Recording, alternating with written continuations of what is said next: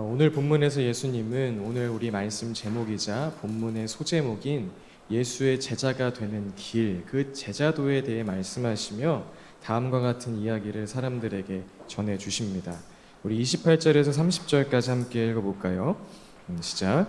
너희 가운데서 누가 망대를 세우려고 하면 그것을 완성할 만한 비용이 자기에게 있는지를 먼저 앉아서 셈하여 보아야 하지 않겠느냐? 그렇게 하지 않아서 기초만 놓은 채 완성하지 못하면 보는 사람들이 그를 비웃을 것이며 이 사람이 짓기를 시작만 하고 끝내지는 못하였구나 하고 말할 것이다. 누구든지 망대, 지금으로 말하면 어떤 탑을 세우고자 하면 사업 계획서, 이 일을 어떻게 진행할 것이고 이 일을 진행하는 데 얼마나 많은 돈이 필요하고 또 일을 하면 어떤 이익을 얻고 어떤 유익을 얻을지 계산한 후에, 손익을 분명하게 계산한 후에 시작하지 그 누구도 아무 생각 없이 땅부터 파는 사람은 없다는 것입니다.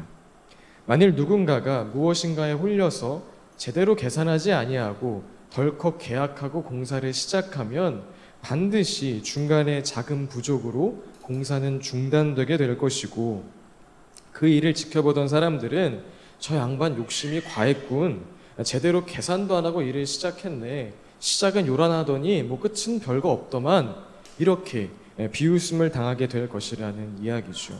또 예수님은 이어서 이렇게 말씀하십니다. 우리 31절 32절입니다. 함께 읽겠습니다. 또 어떤 임금이 다른 임금과 싸우러 나가려면 2만 명을 거느리고서 자기에게로 쳐들어오는 그를 자기가 10,000명으로 당해낼 수 있을지를 먼저 앉아서 헤아려 보아야 하지 않겠느냐? 당해낼 수 없겠으면 그가 아직 멀리 있을 동안에 사신을 보내서 화친을 청할 것이다. 여러분, 여기서 예수님이 말하는 싸움은 단순한 동네 어린이들의 싸움이 아닙니다. 야, 너 지금 나한테 바보라고 했냐? 너 멍청이야? 이러면서 치고받는 싸움이 아니라는 것이죠. 그래도 10,000명 이상의 군대를 동원할 수 있는 한 나라의 임금과 또 다른 임금이 한 나라의 운명을 걸고 본격적으로 치르는 전쟁이라는 것입니다. 따라서 예수님이 말씀하신 것처럼 이 전쟁은 지금 우리가 가진 군사력이 얼만큼이고 경제력과 자본력으로 저 나라를 능히 상대해낼 수 있는지 정확한 계산이 없이는 할 수 없는 전쟁인 것이고, 만약 계산하지 않고 어린아이처럼 감정에 치우쳐서 달려들면 나라가 멸망하게 될 수도 있는 그런 큰 전쟁인 것입니다. 자, 그런데 여러분, 지금 예수님이 이 이야기를 어느 맥락에서 하고 계시죠? 앞서 말한 것처럼 예수님은 이 이야기를 예수님의 제자가 되는 제자도에 대해 말씀하시며 이 예화를 들고 계십니다. 즉, 단순하게 자신의 욕구와 욕심을 채우기 위해 예수님을 따르는 수많은 군중, 또 지금 예수님 곁에 있는 수많은 무리 중 한 사람이 아니라 예수 그리스도의 참된 제자가 되려면 이와 같이 제대로 계산하고 출발해야 한다는 것입니다. 예수님의 제자가 된다는 것은 철저한 분석과 계산 속에 예수님의 제자가 되는 것이 나에게 진짜 엄청난 유익이구나, 이 분명한 손익 계산을 거치지 않고 출발하면 중도 포기하게 되는 그런 길이라는 거죠. 예수님을 따르겠습니다 라고 선포했다가 주변 사람들에게 야, 너 교회 다닌다면서 10년 전과 지금이랑 달라진 게 하나도 없네? 라는 말을 듣게 되거나, 혹은 예수님을 따르기로 다짐한 그 열정이 다 식어버려서 에이, 나도 옛날에는 열정적이었지, 예전에는 나도 그런 거 다 해봤지, 그렇게 다른 사람도 아닌 심지어는 자기 자신이 자기 스스로를 비웃는 처지가 되지 않으려면 건축할 때 손익을 계산하는 것처럼 똑바로 계산한 후에 출발해야 하는 것이고, 예수님의 제자로 이 땅 가운데 빛과 소금으로 살겠노라 호기롭게 출발했다가 세상 문화에, 세상 권력에, 돈에, 상황과 환경에 이리 치이고 저리 치이지 않으려면, 열정으로 달려들었다가 36개 주랭랑치는 험한 꼴 당하지 않으려면 예수님의 제자로 사는 결정이 내가 싸워서 진정 승리할 수 있는 전투인지 분명하게 계산하고 출발해야 한다는 것입니다. 오늘 이 시간 말씀을 통해서 다시 한번 예수 따름, 예수의 제자가 되는 손익을 계산하시고, 야, 아무래도 예수님 따르는 건 나한테 너무나 손해다라는 결론이 아니라 각자의 고백으로 나 예수님의 제자가 되겠습니다. 왜냐하면 그것이 이 세상 그 어떤 것과 비교할 수 없는 내게 있어 참된 유익이기 때문입니다. 고백하는 그런 시간 될 수 있게 예수님의 이름으로 축복드립니다. 자, 그렇다면 지금부터 이제 계산을 한번 시작해 봅시다.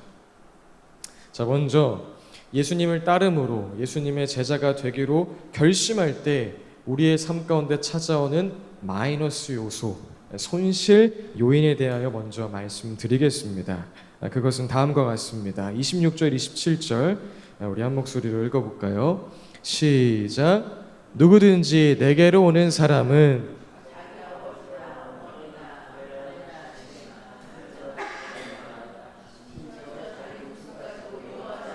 내 제자가 될 수 없다. 누구든지 자기 십자가를 지고 나를 따라오지 않으면 내 제자가 될 수 없다. 예수님은 예수님의 제자가 되고자 한다면 먼저 예수님이 아닌 다른 모든 것들을 미워해야 한다고 말씀하십니다. 물론 여기서 미워한다는 표현은 너 싫어, 너 미워 이런 것이 아닌 유대 문화 속에서 무엇보다 덜 사랑한다는 이런 비교적 표현이지만, 예수님을 따라가면 예수님을 사랑하는 것에 비하면 다른 모든 것을 미워하는 것처럼 보일 정도로 예수님을 최우선순위에 두는 삶을 살아야 한다는 것입니다. 누군가 돈이냐 예수님이냐 묻는다면, 아니 지금 그게 무슨 질문입니까? 당연히 예수 그리스도시죠 라고 답하고, 또 나의 스펙과 예수님을 선택해야 하는 상황이 온다면 고민할 것도 없이 예수 그리스도를 선택하며 살아가는 그 삶이 참된 제자의 삶이라는 것이죠. 또 제자가 되기 위해서는 자기 십자가를 져야 한다고 주님께서 말씀하십니다. 여러분, 자기 십자가를 진다는 게 어떤 의미입니까? 참 스승이신 예수 그리스도를 닮아가기 위하여, 예수님을 따르기 위하여 날마다 자기를 부인하고 나아가는 삶을 의미합니다. 내가 계획할지라도 예수님이 말씀하시면 나의 계획을 십자가에 못 박고 나의 오름과 나의 자존심과 내 감정을 앞세우다가도 예수님 말씀하시면 그 마음을 십자가에 못 박고, 심지어는 부모, 자식으로 인한 문제들, 그리고 자신의 목숨이 달린 문제라 할지라도 날마다 예수 그리스도와 함께 십자가에서 죽었음을 믿음으로 선포하고 예수 그리스도의 말씀에 순종하며 한 걸음씩 나아가는 것이 참된 제자의 모습이라는 것이죠. 한마디로 하자면 Jesus all, 삶의 모든 것 다 내려놓고 예수님 한 분이면 충분합니다. 이 진실된 고백으로 살아가는 것이 우리가 제자가 되기 위하여 보여주어야 할 삶이라는 것입니다. 예수님보다 높아진 모든 것을 십자가 앞에 내려놓고 예수님을 사랑하고 예수님을 기뻐하는 것을 가로막는 것이 있다면 그것을 예수님과 함께 십자가에서 죽었노라 선포하고, 내 목숨이 빼앗긴다 할지라도 나 주님 따라 가겠습니다, 주님이 나의 전부입니다 고백하며 나아가는 것이 제자의 삶. 다르게 말하면 우리가 예수의 제자가 되기로 결정할 때에 우리가 감내해야 하는, 우리가 감당해야 하는, 어쩌면 지난 삶에 있어서는 마이너스가 되는 그런 요소라는 것이죠. 자, 그렇다면 반대로 예수님의 제자가 되는 것이 우리에게 주는 플러스 요인, 그 유익은 무엇일까요? 다른 기타 부연 설명할 것 없이 먼저 예수님의 제자가 되었다는 그 사실 자체가 우리에게 가장 큰 유익이 됩니다. 어느 저명한 대학 교수의 제자가 되었다, 유명한 어떤 교회 목사님의 제자가 되었다, 워렌 버핏과 같은 수백 수천억 자산가의 제자가 되었다는 것도 누군가에게 자랑할 만한 일이 될 텐데, 감히 나와 같은 이런 인생이 그 무엇과도 비교할 수 없는 살아계신 하나님의 아들 예수 그리스도의 제자가 되었다, 그 자체가 그 무엇과도 비교할 수 없는 최고의 베네핏, 최고의 유익이 된다는 것입니다. 자, 그런데 예수님의 제자가 되면 지금 이야기한 것처럼 예수님의 제자가 되었다는 그 사실 자체가 예수님의 제자가 되기로 결심한 우리에게 찾아오는 최고의 유익임에도 불구하고 예수님의 제자가 되면 그 이상으로, 거기에 보너스로, 더 서비스로, 공짜로, 덤으로 부어지는 은혜 또한 남아 있습니다. 로마서 7장 17절 말씀입니다. 함께 읽어볼까요? 시작. 자녀이면 상속자이기도 합니다. 우리가 그리스도와 함께 영광을 받으려고 그와 함께 고난을 받으면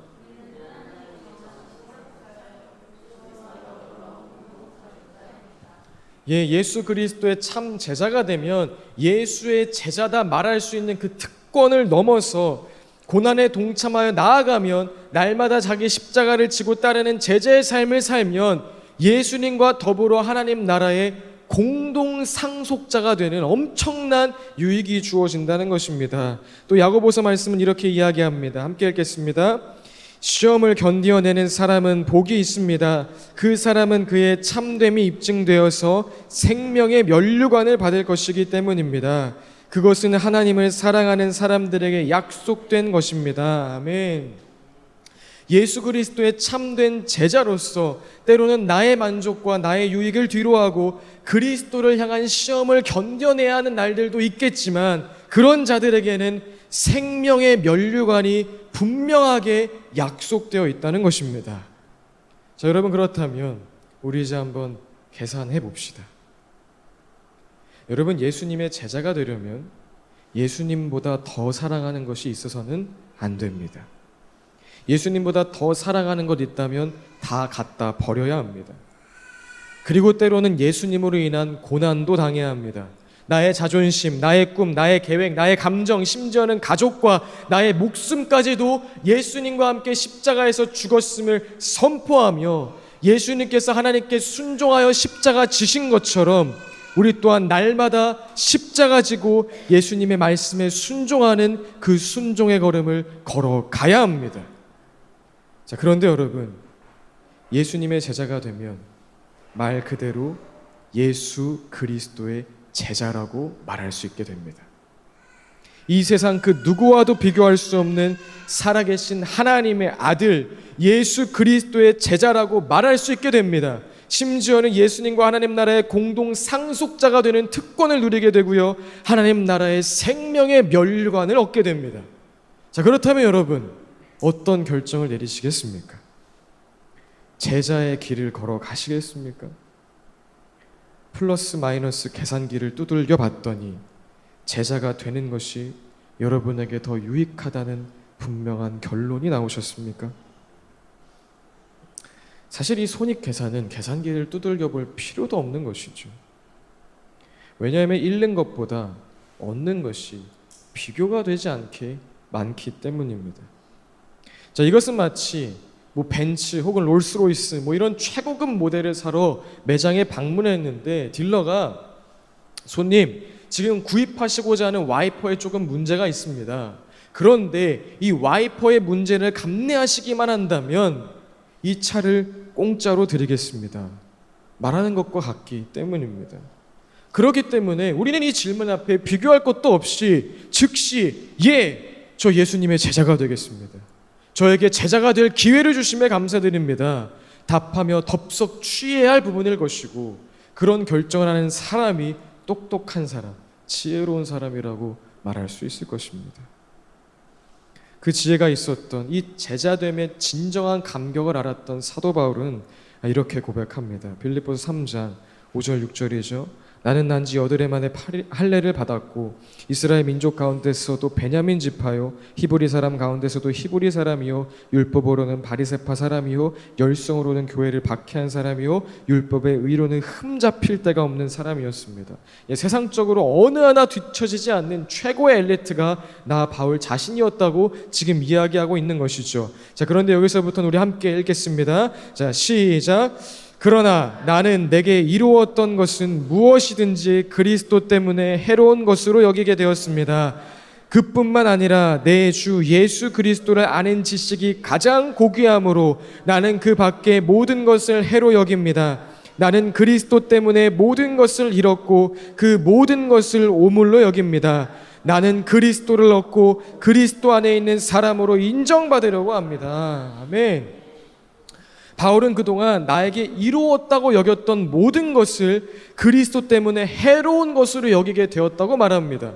심지어는 예수밖에 모든 것은 해롭다, 다른 것은 오물이다 라고까지 이야기합니다. 자, 그런데 여러분, 바울이 이렇게까지 말하는 그 이유가 무엇입니까?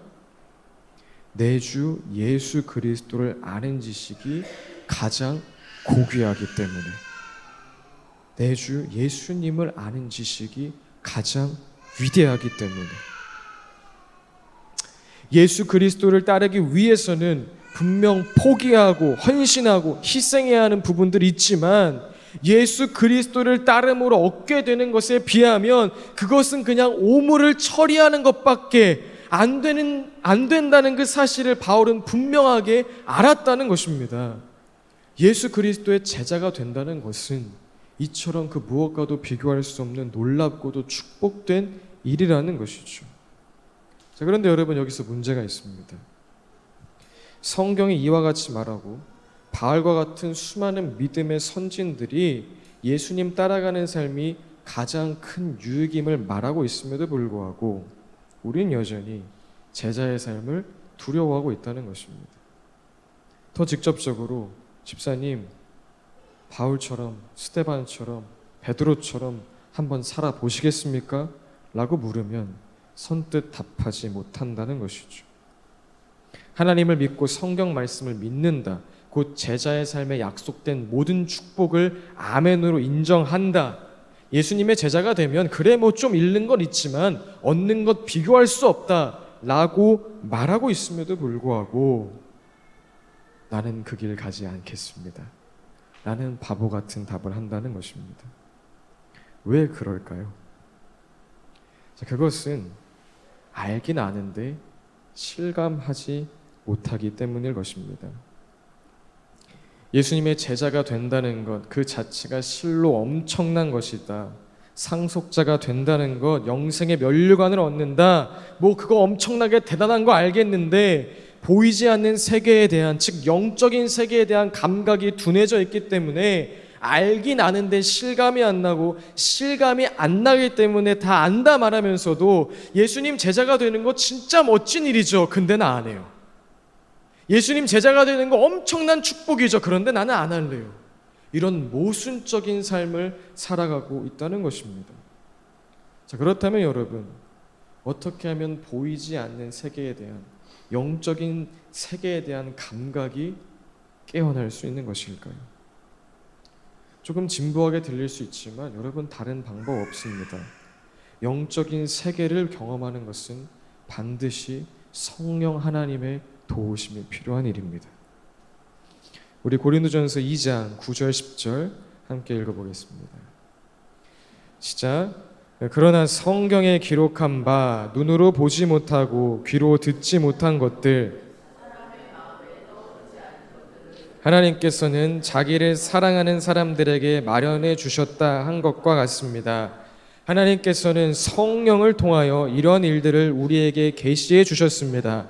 성령은 모든 것을 살피시니 곧 하나님의 깊은 경륜까지도 살피십니다. 우리 12절도 함께 읽겠습니다. 우리는 세상의 영을 받은 것이 아니라 하나님에게서 오신 영을 받았습니다. 그것은 하나님께서 우리에게 은혜로 주신 선물들을 우리로 하여금 깨달아 알게 하시려는 것입니다. 아멘. 하나님께서 자기를 사랑하는 사람들에게 마련해 주셨으나 우리의 육적인 눈으로 보지 못하고 우리의 육적인 귀로 듣지 못하는 그 영적인 세계, 보이지 않는 세상의 일들에 대하여 하나님께서는 성령을 통하여 우리에게 계시해 주신다고 약속하셨다는 것입니다. 또 성령 하나님께서 하나님이 우리에게 주신 은혜의 선물들을 알게 해 주신다는 것이죠. 그러니 사랑하는 여러분, 제자의 삶, 그 계산식이 올바르게 작성되기 위하여 이번 한 주 기도 가운데 성령 하나님의 임재를 꼭 구하시길 예수님의 이름으로 축복드립니다. 성령님, 나의 영적인 눈을 열어서 하나님의 영광을 보게 하여 주옵소서. 성령님, 나의 영적인 감각을 깨워주셔서 하늘의 상급이 얼마나 위대한지, 하나님과 공동 상속자가 되었다는 그 감격이 얼마나 큰지를 성령 하나님 알게 하여 주시옵소서. 여러분, 그 기도로 나아간 한 주 되시길 예수님의 이름으로 축복드립니다. 또한 성령의 감동으로 기록된 무엇이죠? 이 말씀, 기록된 살아계신 말씀을 통하여 하나님 나라의 위대함을 더욱 실감하는 한 주 되시길 예수님의 이름으로 축복드립니다. 여러분, 몇 차례 이야기했지만 기독교는 절대 불교와 같은 고행의 종교, 어떤 수행의 종교가 아닙니다. 제자의 삶을 살고 싶은데 잘 안 되네요. 내가 예수님과 함께 죽었습니다. 아이고 또 살았습니다. 아이고 또 죽였습니다. 아이고 또 살아났습니다. 여러분, 이와 같이 돛 닦는 종교가 아니라 기독교는 따라해 볼까요? 기쁨의 종교. 기쁨의 종교라는 것입니다. 성령을 통하여 보게 된 하늘의 영광, 그 하늘의 충만함에 압도당하여 예수 따름에 있어서, 예수님의 제자가 되는 삶에 있어서 따라오는 고난과 역경과 자기 십자가를 지고 가는 삶이 도리어 너무 쉽게 느껴져 버리는 것이, 그조차 기쁨으로 느껴져 버리는 것이 성경이 말하는 제자도의 진정한 원리라는 것입니다. 사랑하는 여러분, 그렇기에 성령을 통하여 하늘의 영광을 보시고 성령을 통하여 하늘의 충만함을 보시고 그 기쁨으로 당당하게 제자의 걸음에 순종하시길 예수님의 이름으로 축복드립니다. 자, 앞으로 10월부터 함께 읽을 책이죠.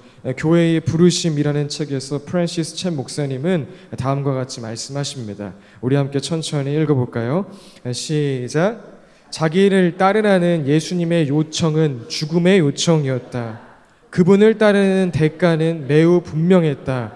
예수님은 처음부터 이 점을 분명히 알려주셨고 아직 헌신할 준비가 되지 않은 일에 스스로를 던지기 전에 그 대가를 계산해 보라고 말씀하셨다.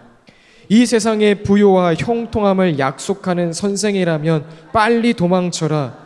그리스도를 따르라는 부르심은 저 세상의 영원한 축복의 약속을 고대하며 이 세상에서 고난을 기쁨으로 견디라는 부르심이다. 아멘, 아멘. 여러분, 우리가 예수 그리스도의 제자가 된다는 것, 그냥 주일에 잠깐 와서 1시간 정도 예배드리고 주중에 적용점 잠깐씩 지키는 그 정도가 아니라는 것을 우리 분명하게 기억해야 합니다. 자기를 따르라는 예수 그리스도의 부르심은 날마다 자기를 부인하라는 죽음의 요청이었고, 또 사도행전에 보면 이제 예수와 함께 산 자들이 땅 끝까지 나아가 예수 그리스도의 증인으로 살아가는 그런 삶이었음을, 그것이 제자의 삶이었음을 우리는 분명하게 기억해야 합니다. 또 사람들에게 예수님을 따르는 것은 이 세상의 부요와 형통함이 아닌 도리어 너의 모든 것을 포기할 각오를 하고 따라야 한다는 것을 분명하게 가르쳐야 할 것입니다. 자, 그러나 동시에 예수님 믿으면, 제자라면 이렇게 살아야지, 너 이렇게 해야지 라고 다른 사람을 위협해서도 안 됩니다. 또 스스로 이래야지 저래야지 라는 그 틀 속에 갇혀서 괴롭게 신앙생활, 고행하는 신앙생활 해서도 안 됩니다.